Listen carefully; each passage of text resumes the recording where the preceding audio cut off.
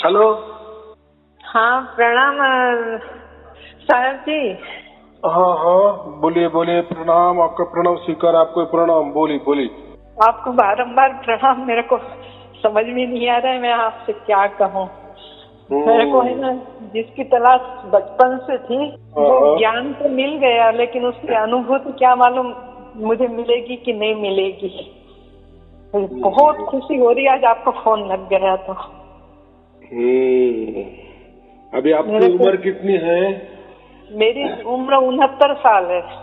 अच्छा, इसीलिए आपको उसकी वैल्यूएशन समझ में आ गई, क्योंकि इतने उम्र में आदमी बहुत सारा धर्म का अभ्यास करता है, पंथों का अभ्यास करता है, बहुत सारे विधि विधान, कोई योग क्रिया साधना सब कुछ आजमा लेता है, लेकिन जी हाँ, उसमें मैं वो बचपन चीज से नहीं छोटी सी मिलती। थी, जब से ही यही पापड़ बेल रही हूँ। मतलब कभी कुछ कभी कुछ कभी कुछ कभी कुछ करते करते अब ऐसा लग रहा था कि क्या मालूम है, धीरे धीरे सब छूटता भी जा रहा था।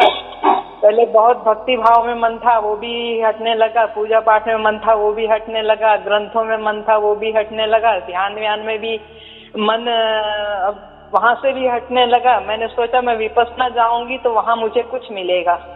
मैं 4 बार विपश्यना शिविर भी करके आ गई, लेकिन वहां से निकलने के बाद फिर दिमाग से सब निकल जाता है।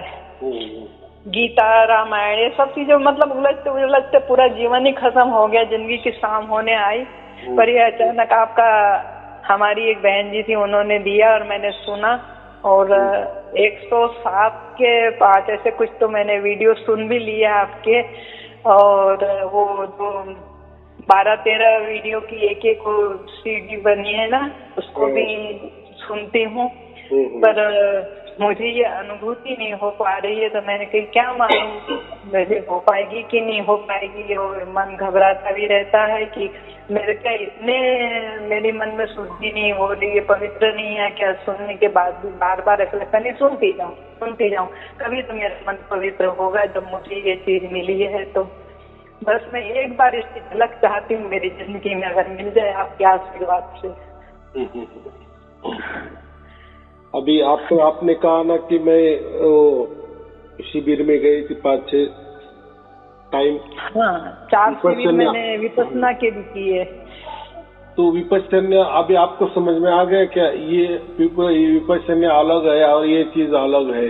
हाँ, ये तो समझ में आ गई। प्रकृति अलग है, परमात्मा अलग है। क्योंकि प्रकृति की कोई भी चीज नहीं सुहाती है मन को, कितना भी हरा भरा कितना भी वो हो, लेकिन कहीं भी मन नहीं लगता। एक वहां से विरक्ति से मन हो गया है। यूँ लग रहा है जिसके लिए इस दुनिया में आए हैं उसकी तो कुछ समझ में ही नहीं आ रही है, जीवन यूं ही चला जा रहा है, ऐसे मन में घूमता रहता है। लेकिन जब से आपके वीडियो सुने हैं तो कोई मन में सवाल, पहली बात तो बहुत कम उठ रहे हैं सवाल, और उठता है उसका दूसरे वीडियो में तुरंत मिल जाता है। पूछने के लिए तो कुछ बचा ही नहीं है कि इसका क्या है। लेकिन एक बार मैं अनुभूति इसकी होना चाहती हूँ, जो सार शब्द मिलना चाहिए वो अगर आपके आशीर्वाद से मिल जाए तो। बात ऐसी है, विपश्यना जो होती है वो शून्य की साधना होती है।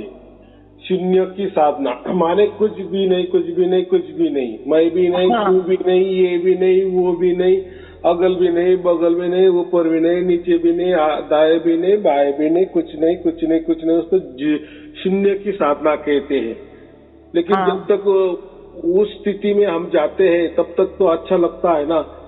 हाँ, लेकिन वो भी जो स्थिति है उसको भी जानने वाला तो मैं रहता ही है ना। हाँ, कि तो मैं देख रही हूँ, ये जो साक्षी है वो देख रहा है, ये जरूर उसमें लगता है कि क्या हो रहा है करके। यानी उसमें साक्षी तो मौजूद रहता ही है ना। हाँ। और सार शब्द में फर्क इतना ही है कि सार शब्द में जो साक्षी जो हम खुद को कहते हैं वो भी रहता है, और जो सामने वाले जो हम उसको परमात्मा कहते हैं वो भी रहते हैं, दोनों रहते हैं। अच्छा।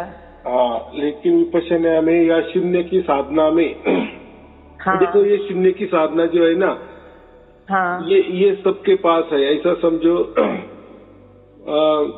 कबीर साहब के बगैर बाकी सबके पास जो भी साधना है वो सब शून्य की ही साधना है। थोड़ा अलग 19-20 इधर उधर थोड़ा घुमा कर लिए हैं, लेकिन है शून्य की ही साधना। नाम अलग अलग दिए हैं, माने ऐसा कि मैं ही मैं, बस मेरे सिवा कुछ भी नहीं है, सब शून्य, मैं भी शून्य, सब शून्य। तो ऐसा नहीं होता। लेकिन कबीर साहब ने वो ये बताया कि शून्य यही ब्रह्म है, शून्य यही काल है, शून्य यही प्रकृति है, शून्य यही संसार है।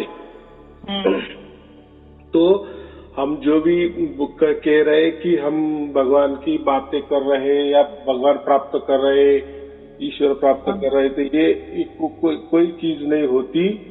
तो ये हम शून्य की ही प्राप्ति कर लेते हैं। लेकिन जो भी प्राप्ति होती है उसमें हम जाते हैं तो हमारा जो साक्षी है वो तो साक्षी भाव टिका रहता ही है। और जैसे हम उसके बाहर आ जाते हैं तो वापिस जो संसार है वो तो शुरू हो जाता है। यानी उसमें जाओ थोड़ी शांति महसूस हो जाती है, बराबर की नहीं? यानी निर्विचार हो जाना, निर्वाण हो जाना थोड़ी देर के लिए। लेकिन वो एक साधना ही है। जो देखो, जो साधना होती है ना, जो भी साधना, मंत्र, तंत्र, ये सब हमारे से किए जाते हैं।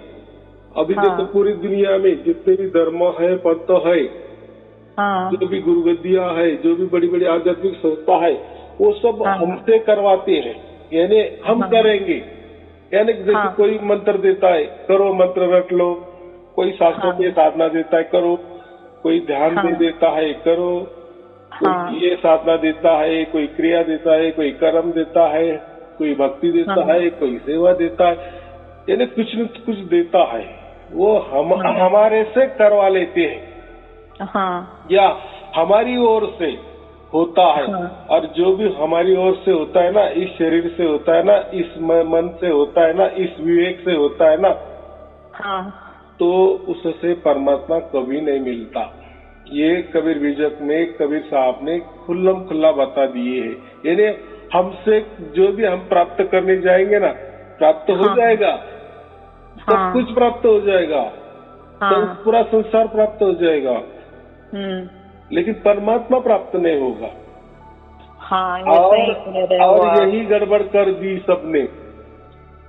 लोगों को परमात्मा ही समझने आता। यानी कोई मंत्र रट लिए, कुछ प्राप्त हो गए, रिद्धि सिद्धि प्राप्त हो गए, बोले परमात्मा मिल गया। कोई शून्य में चला गया, थोड़ी शांति महसूस हो गई, परमात्मा मिल गया। देखो आज ध्यान के ऊपर कितने केंद्र बने हैं। आओ हमारे पास, ध्यान करो, ध्यान करो, ध्यान में बैठो, ध्यान में ही परमात्मा है, मौन हो जाओ, वगैरह वगैरह। लेकिन ऐसा कोई किसी को परमात्मा नहीं मिला। फिर नहीं मिला तो वो क्या बोलते हैं, बस ध्यान ही परमात्मा होता है, बाकी क्या है। मैं को जानो, यही परमात्मा होता है, बाकी क्या होता है। स्व को जानो, यही परमात्मा होता है, बाकी क्या होता है। ओम को जानो, यही परमात्मा होता है, बाकी क्या होता है। सोहम को जानो, यही परमात्मा होता है, बाकी क्या। लेकिन कबीर साहब ने ये सब गलत किया है, गलत बोल दिए है इसको। यानी हमारी ओर से, यानी मनुष्य की ओर से, मनुष्य के मन के ओर से, मनुष्य की आत्मा की ओर से जो भी हम करने जाएंगे उसमें परमात्मा नहीं होता है। तो परमात्मा भी कैसा होता है, तो परमात्मा उसकी मर्जी से, उसकी मर्जी से, क्योंकि वो मालिक है ना। उससे बड़ा कोई नहीं है। और वो सर्वज्ञानी है ना। तो जो भी करेगा वो करता है, उसकी ओर से होता है। और फिर जब उसकी ओर से होता है ना, तो फिर वही परमात्मा होता है। और फिर वो परमात्मा है या कोई अलग चीज है, उसका भी ज्ञान वो परमात्मा दे देता है, बराबर। और बाकी साधना में इन्होंने ऐसा समझो कि परमात्मा को कट कर दिए है, परमात्मा को अज्ञात कर दिए है। होगा कोई परमात्मा, क्या करना है हमें उससे, बस हमारे स्व को जानो, स्व को जगाओ। स्व ही सर्वश्रेष्ठ है, स्व ही आत्मा है। और आत्मा ही परमात्मा होता है। यानी उन्होंने ऐसा कर दिए बातें की है प्रवचन में कि आत्मा होता है, परमात्मा होता है। हाँ। लेकिन बाद में क्या बताते, आत्मा ही परमात्मा हो जाता है, या हाँ। आत्मा ही परमात्मा है। तो हमारी आत्मा कभी परमात्मा नहीं बन सकती। हाँ साईं जी, मुझे कभी है तो ना आपने ये विचार हमेशा आता था कि आत्मा एक है, आत्मा एक है, तो ऐसा लगता था आत्मा एक हो ही नहीं सकती। मेरे मन में कुछ और चल रहा है, कहीं और चल रहा है, कहीं और चल रहा है, तो कैसे एक हो सकती है? परमात्मा जरूर एक हो सकता है, आत्मा कैसे एक हो सकती है? ये भी इसका मेरे को अभी तक जवाब नहीं मिला था, लेकिन आपके वीडियो से मुझे इसका जवाब भी मिला। बहुत अच्छा लगा ये वीडियो, मेरे को जवाब मिला उसके बाद में कि हाँ आत्मा अलग अलग है करके। हम सब आत्मा अलग अलग ही है, लेकिन हम सब की आत्मा जो अलग अलग है, लेकिन हमारा बाप एक ही है, वो है परमात्मा। बराबर। और परमात्मा जो है वो हमसे नहीं जाना जा सकता, यानी हम जो आत्मा है, आत्मा से कभी परमात्मा जाना नहीं जा सकता, नहीं जान सकते। जब परमात्मा के ही मन में आता है कि मैं मेरे बच्चे के पास जाऊं, यानी आत्मा के पास जाऊं, तभी ऐसा समझो दोनों का भी जन्म हो जाता है। हाँ जी। दोनों का जन्म माने ऐसा है, तभी आत्मा को समझता है कि परमात्मा कुछ तो भी अलग है, और आत्मा को भी परमात्मा को समझता है कि ये मेरा बच्चा आत्मा है, यानी दोनों का जन्म होता है। जैसे हमारे बच्चों की हमने शादी कर दी, उसको बच्चा हो गया तो बाप बन जाता है। बराबर कि नहीं? तो पहले कोई वो बाप नहीं था, लेकिन एक निमित्त हो गया ना, उसको बच्चा हो गया, इसलिए वो बाप हो गया। तो ऐसी ही बात है कि आत्मा आत्मा होता है और परमात्मा परमात्मा होता है। तो जब दोनों एक दूसरे को मिलते हैं तो दोनों का ही जन्म हो जाता है। बराबर। वहाँ बच्चा पैदा हो जाता है और यहाँ हम बाप बन जाते हैं। बराबर कि नहीं? जी जी। जिसको भी बच्चा हो जाता है फिर वो बाप ही बन जाता है ना। हाँ जी। हाँ, तो घटना देखो ना, लेकिन बाप अलग और बच्चा अलग ही होता है ना। हाँ। वो तो दोनों तो एक नहीं होते ना। हाँ, नहीं होते। अगर ऐसा होता कि हमारा जो बच्चा है वो हमारी ही आत्मा है, ऐसा समझो, तो फिर ऐसा हो जाना चाहिए, दोनों बीबी मियाँ है और उनको कोई बच्चा हो गया, तो फिर दोनों में से एक गुजरना चाहिए ना, क्योंकि दोनों में से किसी की एक आत्मा बच्चों में गई। ऐसा होता है क्या? नहीं होता है ये तो। बच्चा बच्चे की जगह होता है, माँ बाप की जगह हाँ, वो अपनी जगह होते हैं, एक आत्मा अलग हो गई उनसे। दोनों बीवी मियाँ से 4 भी बच्चे हो गए तो दोनों बीवी मियाँ तो उनके स्थान पे बराबर है, लेकिन वो जो 4 आत्मे नए बने हैं वो उनकी जगह बराबर है। तो कोई एक दूसरे के बीच में नहीं जाता। बराबर। या कोई भी एक दूसरे को पैदा नहीं कर सकता। बराबर क्या? जी। हम पैदा क्या कर सकते हैं? हम पैदा शरीर कर देते हैं ना। हाँ, अपने तो कोई औकात ही नहीं है कुछ कर सके। आत्मा कैसा पैदा करेंगे हम? ये शरीर से शरीर पैदा होता है। बराबर की। तो आत्मा ये अलग ही चीज है, शरीर ये अलग ही चीज है। बराबर की? जी। ये समझना चाहिए। और ये जब तक नहीं समझता, आजकल क्या हो गया, समझने वाले को भी कुछ समझता नहीं है कि मैं क्या बोल रहा हूँ, और सुनने वाले को तो बेचारा तो अज्ञानी होता है ना। जी। तो वो भी कुछ भी सुन लेता है, तो दोनों अज्ञानी होते हैं। जी। तो बोलते हैं ना, दोनों अंधे तो खड्डे में गिरने वाले ही है ना, सब हिसाब है। जी। तो बात ऐसी है, तो जब हमें परमात्मा ही हमारी ओर चले आता है, हम तो नहीं जा सकते परमात्मा की ओर, क्योंकि हमारी ताकत नहीं, हम तो बंधे हुए हैं। माया में घिरे हुए हैं, माया के बंद है, पंचमहाभूत के शरीर के पिंजड़े में हम जकड़े हुए हैं। हम कहाँ जा सकते परमात्मा को ढूंढने को। अब जिसको परमात्मा मिला नहीं है, फिर वो गुरु लोग बोलते हैं अरे कोई परमात्मा चीज नहीं होती, यही आत्मा को जान लो, यही परमात्मा होता है, बाकी क्या होता है। उसमें संतुष्टि नहीं होती, ये सुन करके भी, ये पढ़ के भी, और ये साधना करके भी, ये मंत्र जाप करके भी, और रात दिन उनका सुमिरन करके भी, और कुछ भी ग्रंथ, गीता, रामायण कुछ भी पढ़ लो, लेकिन जो तृप्ति होनी चाहिए और जो मन में शांति होनी चाहिए वो उससे नहीं हो रही है। और आपके जो ये मैंने वीडियो सुने, इसमें मेरे को मतलब मेरे मन में जब जब कोई भी प्रश्न उठा था, मेरे को सारे प्रश्न के जवाब इसमें मिलते चले गए। और बस एक ही चीज नहीं मिली जो मिलना आपके आशीर्वाद के बिना असंभव है। न दिन में चैन है, न रात में चैन है, न पूजा पाठ तो ऐसा छूटा है तब से कि जैसे छूटता ही जा रहा था, वो थोड़ा थोड़ा सब छूटता जा रहा था। मेरे को लग रहा था सत्य क्या है, सत्य क्या है, सत्य मेरा मन नहीं पकड़ पा रहा था। फिर खाली जब पकड़ लिया था कि चलते फिरते जो भी भगवान अपना नाम लिवा ले तो ठीक, ना लिवाए तो ठीक, क्योंकि मेरे को ये सब अब मेरी समझ से बाहर हो गया है, कुछ समझ में नहीं आ रहा है। सब आपका वीडियो मिला, वीडियो मिलने के बाद में एकदम मन में इतनी खुशी हुई कि इसमें तो मेरे सारे प्रश्नों के उत्तर है, इसमें स्वयं अनुभूति की मतलब उम्मीद भी है, शायद मुझे मिल जाए और मेरे को कुछ समझ में आए। पर फिर बाद में फिर मन टूट जाता, मैंने फिर होता है इतने वीडियो सुने, मुझे सार शब्द नहीं मिल रहा है, शायद मेरा मन क्या इतना अपवित्र है। फिर भी उसके सुनते जाऊं, कभी सुनने से फायदा तो होएगा, मन तो पवित्र होएगा, मेरा शुद्ध होएगा, शांत होएगा, तो शांत भी होने लग गया। और कोई भी विचार उल्टा नहीं आता, विचार सब सीधे आते हैं। कोई उल्टा भी कर रहा हो तो यूँ लग रहा है कि वो नहीं कर रहा है, जो कर रहा है वो परमात्मा कर रहा है। मतलब सीधा सीधा मन चल रहा है। और बस मुझे शब्द की प्राप्ति जरूर नहीं हो पाई है, रात को भी उठ के बैठ जाती हूँ। अभी आपने बराबर कर दिए, कह भी दिए, 100% की बात कर दिए कि अभी जो भी करेगा परमात्मा करेगा, बराबर। क्योंकि हम कर ही नहीं सकते, मैंने वही बताया ना आपको, हमारी ओर से कभी परमात्मा का कुछ भी ना परमात्मा का भला कर सकते हैं, वो तो बहुत बड़ा परमात्मा है।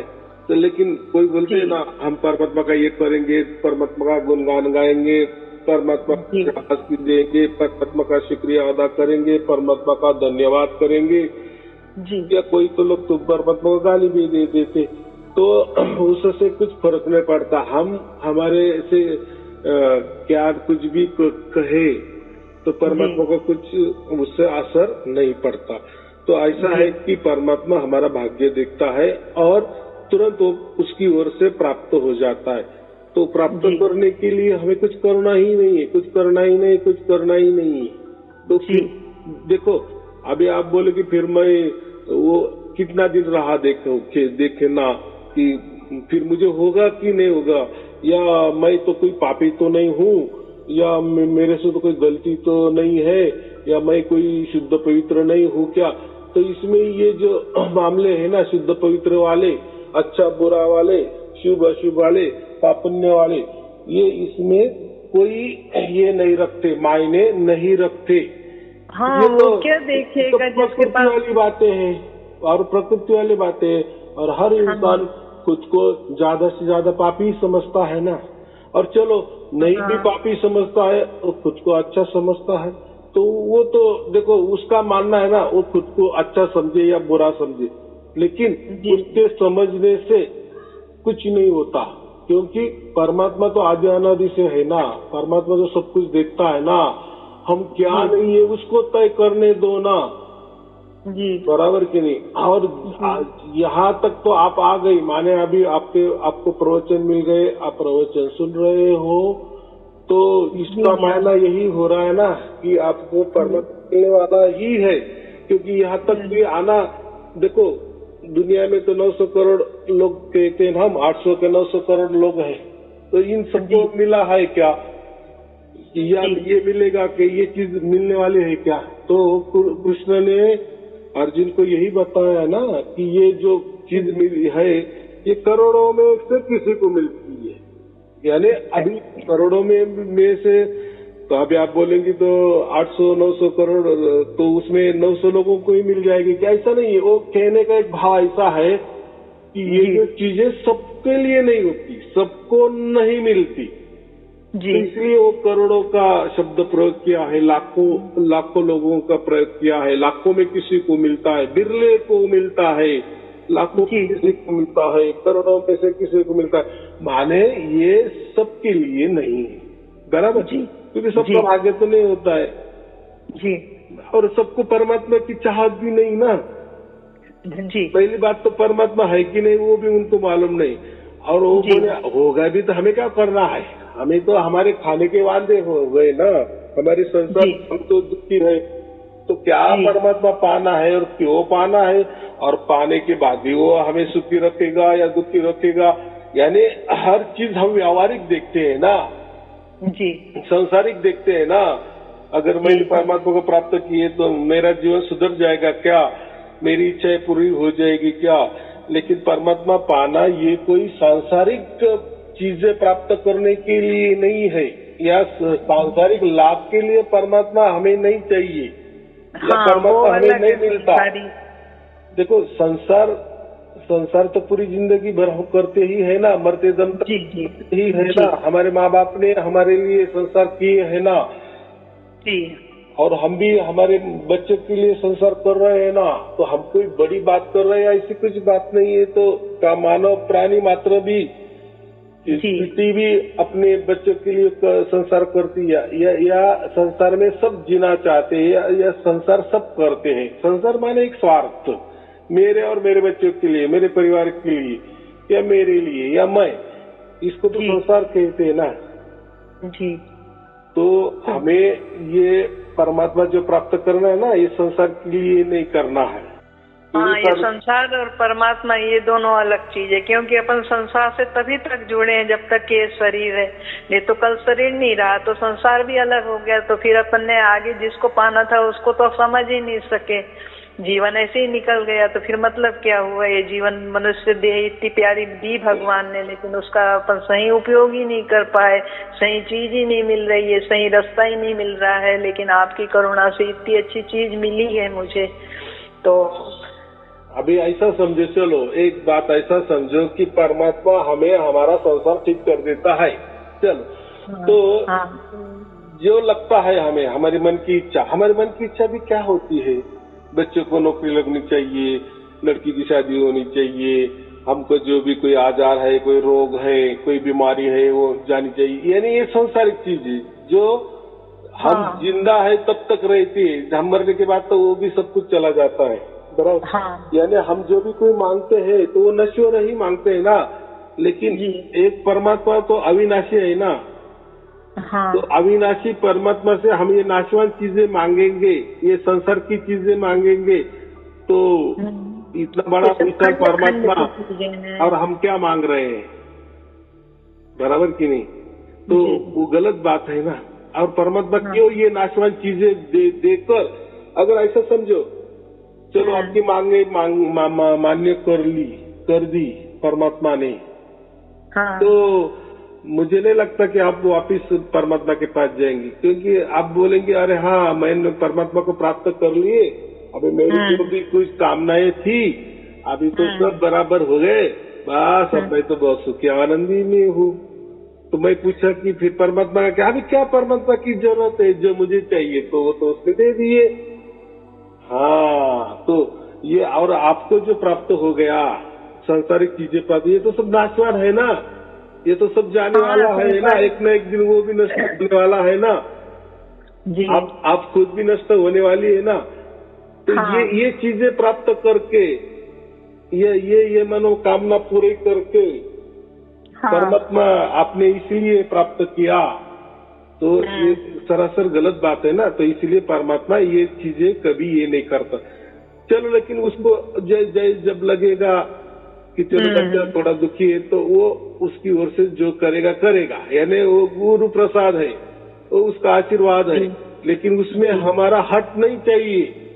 इतना बड़ा परमात्मा हो के तू हमारा दुख भी ये नहीं कर सकता। परमात्मा तुम्हारे दुख का निवारण करने के लिए नहीं है। परमात्मा ये संसार के परे जो हम परम धाम बोलते हैं, या जो शाश्वत सत्य बोलते हैं, या शाश्वत सुख बोलते हैं, जो शाश्वत परम आनंद बोलते हैं, हमेशा के लिए रहने वाला, अनंत काल के लिए रहने वाला जी, वो हमें प्राप्त करना है।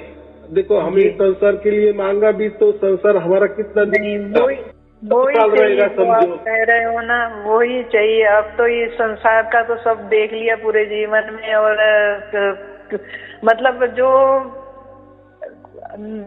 जो हुआ है वो तो नष्ट होना ही है, उसमें तो कोई फायदा। सवेरा हुआ है उसकी शाम हो ही जाएगी, नाशवान है। तो परमात्मा से क्या मांगना है, कैसा मांगना है, इसकी भी हमें अकल चाहिए, बराबर कि नहीं? और परमात्मा ये कामों के लिए नहीं होता है ना। हाँ, क्या ऐसा कुछ नहीं कि परमात्मा ही हमारे जीवन में आ जाए और फिर हमारा संसार अच्छा हो जाएगा, ऐसा कुछ नहीं है। भगवान को मानने वाले या ना मानने वाले को भी संसार अच्छा होता है ही है ना। हाँ, या परमात्मा को मानने वाला के भी संसार बुरा हो सकता है ना। यानी ये जो संसार में अच्छा बुरा जो है ना, ये कोई ताल्लुक नहीं रखता, परमात्मा का उसमें कोई लेना देना नहीं होता। ये तो हम मान के चलते हैं जी। और परमात्मा का वो काम भी नहीं है कि संसारिक सुख देना। संसारिक सुख देना माने वो नश्वर सुख को हमें प्रोत्साहित कर रहा है, उल्टा हमें कह रहा है कि हाँ हाँ तू संसार में रहे, ऐसा फिर उसका हो जाएगा ना। तेरी मैं सब कुछ इच्छा पूरी कर देता हूँ, तो इच्छा पूरी हो जाने के बाद तो फिर कौन ऐसा आदमी को कहेगा कि मुझे मोक्ष दे दे? वो तो बोलेगा अरे तूने तो संसार में मुझे इतना अच्छा दे दिए, तो बस अभी तो मैं बहुत आनंद में और खुशी में हूँ, अभी क्या चाहिए मुझे मोक्ष, और किस लिए चाहिए जी? वो तो मुझे यहाँ ही मिल गया। लेकिन ये जो यहाँ मिल गया, ये जो अभी सुख, संसार सुख है, ये तो नाशवान है ना। एक कुछ के दिन के लिए है ना, समझो 100 साल के लिए भी हो, लेकिन वो कभी न कभी खत्म होने वाला है ना। हमारी उम्र तो कभी न कभी खत्म होने वाली ही है ना जी। बाद में क्या, तो जन्म के पहले हम कहाँ थे और मरने के बाद हम कहाँ जाने वाले हैं जी।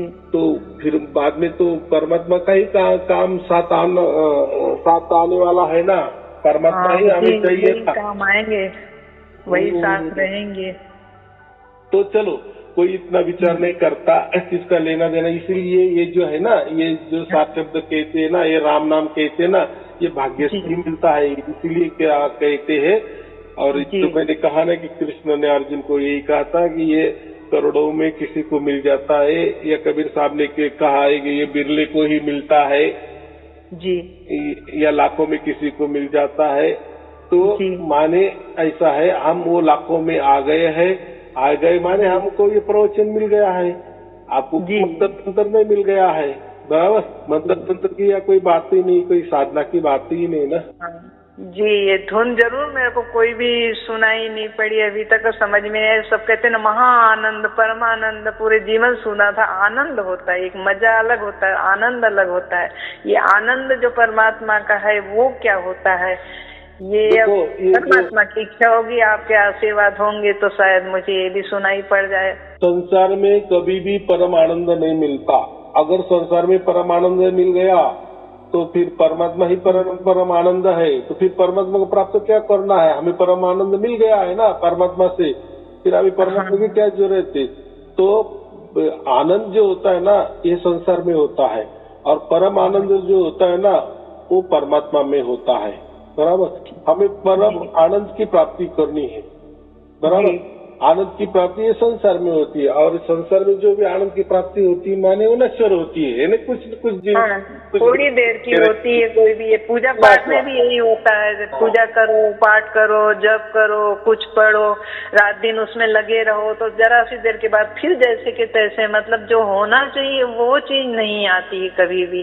तो इससे मन सब तरफ से हटते और मेरे शायद कई जन्मों के पुण्य उदय हुए थे जो मुझे आपकी वाणी सुनने को मिली, और मन ठहरने लगा, शांति मिलने लगी मन को। न दिन में चैन है न रात में चैन है। थोड़ी देर होती फिर वीडियो लगा के बैठ जाती, फिर थोड़ी देर होती है। आशा मत करो कि मुझे धुन प्राप्त होनी है या परमात्मा प्राप्त होना है या 7 शब्द प्राप्त होना है। वो जो होता है ना, वो आप हो जाता है, वो सहज में हो जाता है। आपको ऐसा समझो कुछ भी समझ में भी नहीं आएगा जी। तब ऐसा है कि परमात्मा बराबर बुद्धि देता है। तब जब प्राप्त होता है ना जी तभी आप बराबर जागरूक हो जाते, अरे हाँ ये मुझे चाहिए तो ये बराबर मिल गया। लेकिन आप अगर उसके हिसाब से, उसके लालच से, उसके लोभ से करने गई तो फिर नहीं होगा, क्योंकि परमात्मा ये सहज में प्राप्त हो जाता है। यानी ऐसा समझो कि हमारा ध्यान में नहीं, जैसा कोई डॉक्टर होता है ना, हमें सुई चुभाता है, इंजेक्शन हम लेते हैं तो थोड़ा हमारा ध्यान भटका देता है, फटाक से दे देता है, तो हमें समझ में भी नहीं आता कब इन्होंने इंजेक्शन दे दिए। तो ये ऐसी बात होती है। फिर बाद में इंजेक्शन हो जाता है तो हमें बहुत सहज में लगता है, अरे मुझे तो कोई तकलीफ भी नहीं हुई, और कब वो दे दिए, कब मिल गया वो भी नहीं। तो ऐसा ही ये जो है ना परमात्मा, ये जो सार शब्द है ना, ये जो राम नाम है, ये हमें सहज में प्राप्त कर देता है परमात्मा, सहज में, बराबर। तो उसको हमने कभी मन में भी नहीं लाने का कि वो मुझे प्राप्त होगा या नहीं होगा, या ऐसे प्रकार से होगा कि वैसे प्रकार से होगा कि वो धूल के स्वरूप पे होगा वगैरह वगैरह, कुछ भी नहीं। मैंने क्या कहा, जब भी आपका भाग्य पूरा हो जाता है, अभी देखो आपको प्रवचन मिले माने आपका भाग्य का उदय हो गया, ये तो 100% है, 101% हो गया है। आपको मिलना ही मिलना, मिलना ही मिलना, मिलना ही मिलना है ये, बराबर। और जब मिल जाएगा तो आपको बोलेगा अरे ये था क्या, ये तो मुझे तो इसके लिए, यानी वो बहुत सहज में मिल जाता है परमात्मा, बराबर वो सहज में देता है। और जब अब मिलता है ना तब उसका ज्ञान भी ऑटोमेटिक आ जाता है कि हाँ यही परमात्मा होता है, यही हिसाब से। तो ऐसा समझो ये परमात्मा की प्रणाली है और वो उसके हाथ में वाली है, उसके हाथ में है, हमारे हाथ में नहीं है, बराबर। चलो ठीक है, और कोई पूछना है?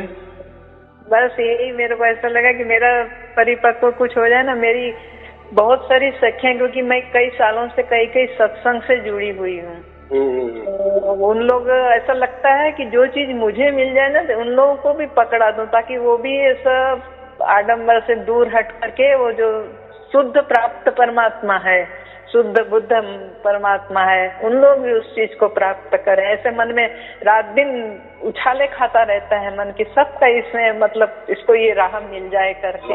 बात ऐसी मन में विचार आते हैं मेरे। ये जो विचार है ना, ये बहुत महान विचार है कि ये सबको मिल जाए, सब जो भटके हुए हैं, भटक रहे हैं, उनको अच्छी राह। लेकिन मैंने क्या कहा, ये लाखों में किसी को मिलता है ना, ये बिगड़े को ही मिलता है ना। तो देखो ना, परमात्मा भी हम जन्म लेते हैं तो अकेले जन्मते हैं, बराबर, और अकेले का हिसाब होता है और अकेले ही मरते हैं ना। तो हर इसका अलग अलग हिसाब होता है। तो हमारा ही देखना है, बाद में परमात्मा को जैसा लगे वो हमसे करवा लेगा, वो चिंता नहीं हमें करनी है, वो चिंता हमें नहीं करनी है। परमात्मा की लीला परमात्मा जाने, लेकिन हमारा भाव अच्छा होना चाहिए, और वो भाव आपका अच्छा है, ये अच्छी बात है, बराबर। मेरी बहुत सारी सखियां हैं, वेदांत से जुड़ी हुई हैं, अध्यात्म लय से जुड़ी हुई हैं, कोई ध्यान के उसमें जुड़ी हुई हैं, कोई उसमें जुड़ी हुई है। और हम लोगों की मतलब मैं यहाँ पर में रहती हूँ, उन लोग के पास रहती हैं, उन लोगों के फोन वगैरह मेरे को आते रहते हैं और पूछते रहते हैं कि दीदी अपन को क्या करें क्या नहीं करें। और मतलब इस टाइप से सत्संग की अच्छी चर्चाएं होती रहती है, लेकिन जब मुझे ही पूर्ण संतुष्टि नहीं हो रही है तो मैं क्या किसी से कुछ कहूँ, कुछ समझ में नहीं आता है। बात ऐसी है, देखो अभी जो भी हम बाहर जाते हैं ना, प्रवचन सुनते हैं, तो कोई धर्म का प्रवचन होता है तो वो उनके धर्म के बारे में बोलेंगे, कोई पंथ का प्रवचन होता है वो पंथ के बारे में ही बोलेंगे, कोई गुरु गद्दी का प्रवचन होता है गुरु गद्दी के बारे में ही बोलेंगे, कोई धर्म ग्रंथ का प्रवचन होता है तो वो वही ग्रंथ की बातें करेगा या सामने रखेगा, उसमें की दोहे श्लोक बताएगा, उसका अर्थ बताएगा, बराबर। ये तो हर जगह, यानी ऐसा समझो जो भी जितने भी गुरुआ लोग हैं या सभी जो जितने धर्म पंथ विचार देने वाले जो भी संस्था है, बड़े बड़े आध्यात्मिक, उन्होंने ऐसे फिक्स करके रखा है कि ऐसे जैसे जाने का, ऐसा करने का, बराबर, और यही फॉलो करने का, यही नियम पकड़ने का, ये करना वो करना, यानी हमारे ओर से ही सब कुछ करवाते हैं वो, और इसलिए वो उनको जो मिलना है वो नहीं मिलता है। और यहाँ चीज अलग है, यहाँ हम क्या बोल रहे हैं, परमात्मा जो करेगा वो होगा, बराबर। देखो दोनों में कितना फर्क है, यानी वो एक हम उत्तर में है तो वो दक्षिण में है, बराबर। वो जो करते हैं वो क्या करते हैं, हमको करना है, हमको मंत्र जाप करना है, हमको कोई पाठ करना है, हमको कोई पूजा करनी है, हमको कोई कर्म करना है, हमें कोई सेवा करनी है, हमें ये करना है, हमें ध्यान करना है, ये यानी हमसे करना है। और मैं क्या कह रहा हूँ, कबीर जी का क्या है, कबीर जी क्या बोले कि हमें कुछ करना ही नहीं, जो करने वाला वो परमात्मा करेगा। देखो लेकिन आजकल कोई विश्वास नहीं रखता ना, ऐसा कैसा परमात्मा, ऐसा कैसा परमात्मा, खुद वो क्या आएगा, ये इसमें कोई राम नहीं।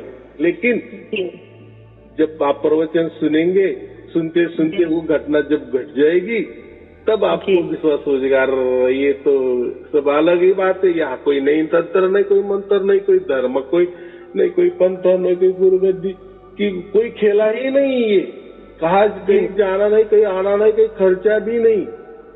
हाँ, ये है कि आपके यहाँ पर कहीं आना नहीं, कहीं जाना नहीं, कुछ करना नहीं है, और सिर्फ सुनते सुनते मतलब इतनी सारी चीजें मिली है मुझे, इतनी सारी भी चीजें मिली है, ऐसा लगा जैसे मेरी पूरी जिंदगी में जो उथल पुथल हो रही थी वो सारे मतलब वो जवाब मेरे बराबर कर दिए आपने पूरे, मतलब उसको सुनने के बाद ऐसी शांति मिलती है। हमारा बाप को मिलने के लिए हमें किसी की परमिशन की क्या जरूरत है, या खर्च की क्या जरूरत है, अरे हमारा बाप है, बराबर के, और हमारा बाप हमारे घर में ही रहेगा ना, तो हम रोज मिलते ही। सिर्फ अभी ऐसा है कि हम भूल गए हैं थोड़ा सा, ऐसा समझो, बराबर। हाँ, अंश कहते थे, लेकिन अंश किसका है वो अब मिलेगा अपने को, वो मिला ये सार शब्द के उससे, जो आपने आपके सार शब्द आपकी ये वीडियो सुनती हूँ ना, तो न जाने क्यों मेरा मन ऐसे क्या क्या होता है। मैं ऐसे परिवार की लड़की हूँ, जो मेरे परिवार में सब मतलब बहुत अच्छे विचार के लोग हैं, ऐसे मतलब सत्य की राह पे चलने वाले और धार्मिक प्रवृत्ति के, और मेरे दोनों भाई भी मतलब बहुत अच्छे, यानी आडंबर से दूर, और कोई अच्छे खानदान में मेरा जन्म हुआ है, और बचपन से ये चीज लगी है। ज्यादा वहमी नहीं होना चाहिए मंत्र तंत्र कर्म कांड में, पूजा पाठ में। हाँ, इसमें बिल्कुल भी नहीं है कोई विशेष सात्विक पूजा में, और उसमें भी अब उन लोग उससे भी अलग जाते हैं, क्योंकि इन लोग विपश्यना में गए तब से सब छूटता गया, सबका शांति एक अलग टाइप का हो गया।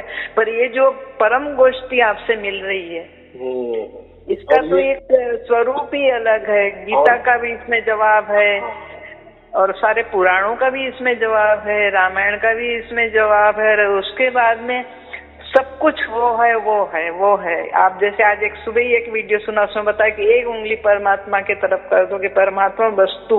इसलिए वो समर्पण हम कहते हैं। अभी तुझे जो भी झलकियां देनी है तेरे ही इशारे पे होने वाली है, तेरे मर्जी से होने वाली है, क्योंकि तू ही मालिक है।